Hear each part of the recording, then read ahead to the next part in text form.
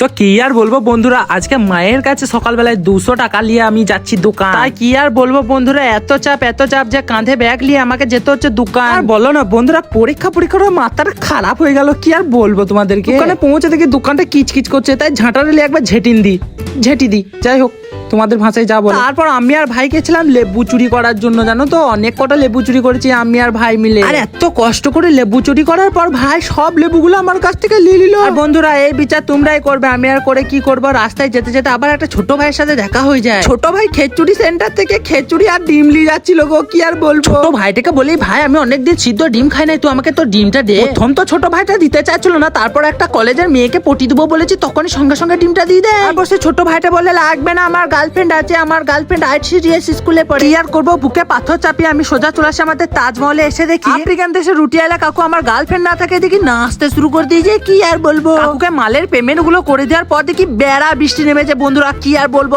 1-2 ঘন্টা বৃষ্টি পড়েছে। বৃষ্টি হওয়ার কারণে দোকানের সামনেটা কাদা হয়ে গেছে। তাই আমি ছোট ভাইকে বলি 1 বোতল পানি এনে দেওয়ার জন্য। আর ছোট ভাই আমাকে 1 বোতল পানি এনে দেয়। সরি, পানি বললে তোমরা বুঝতে পারবে না, জলটা নিয়ে ভালো করে দোকানের সামনেটা ধুই। জলে টান পড়ে গেল, তাই আবার ছোট ভাইকে পাঠালাম 1 বোতল জল আনার জন্য। আর সেই জলটাও আমি সেটা দোকানের সামনে ঢেলে দোকানটাকে ভালোভাবে চকাচক করে পরিষ্কার করে দিই। আর বন্ধুরা, বৃষ্টি তো থেমে গেছে, তাই আর বেশি না দেরি করে দিই বাড়ির উদ্দেশ্যে রওনা। আজকের ভিডিও এখান পর্যন্ত।